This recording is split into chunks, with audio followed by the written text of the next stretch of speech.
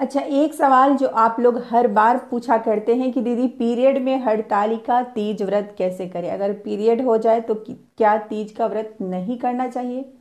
तो देखिए, तीज का व्रत हर सुहागन महिलाएं अपने पति की लंबी उम्र और अखंड सौभाग्य की प्राप्ति के लिए करती हैं। तीज का जो ये व्रत होता है वो सुहाग के लिए किया जाता है और पूरे साल में ये एक बार व्रत आता है।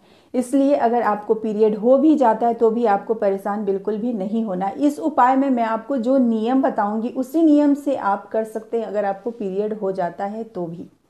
सबसे पहले बात कि अगर आपको हरतालिका तीज व्रत के दिन पीरियड हो जाता है तो आप क्या करें, एक दिन पहले जैसे कि नहाए खाए होता है उस दिन तो आप बाल धोकर के स्नान कीजिएगा ही। सुबह में जब आप सरगी करने के लिए उठते हैं यानी कि कुछ खाने पीने के लिए, उस समय भी आप सूर्योदय से पहले बाल धोकर के स्नान कर लीजिए और इस व्रत का आप संकल्प लीजिए। मन ही मन महादेव और माता पार्वती का ध्यान कीजिए।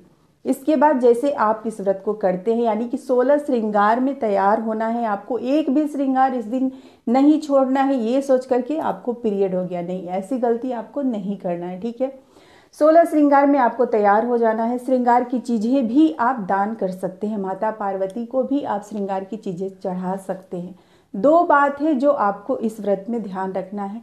पहला, आप गलती से भी महादेव जी को स्पर्श मत कीजिए। दूसरा, आपको पीरियड में मंदिर नहीं जाना है। बाकी घर में आप माता पार्वती को सिंदूर भी चढ़ा सकते हैं, श्रृंगार की चीजें भी चढ़ा सकते हैं और जैसे आप पूजा करते हैं वैसे ही आप पूजा भी कर सकते हैं। मन में किसी भी तरह का कोई डाउट मत रखिए क्योंकि ये सुहाग का व्रत है।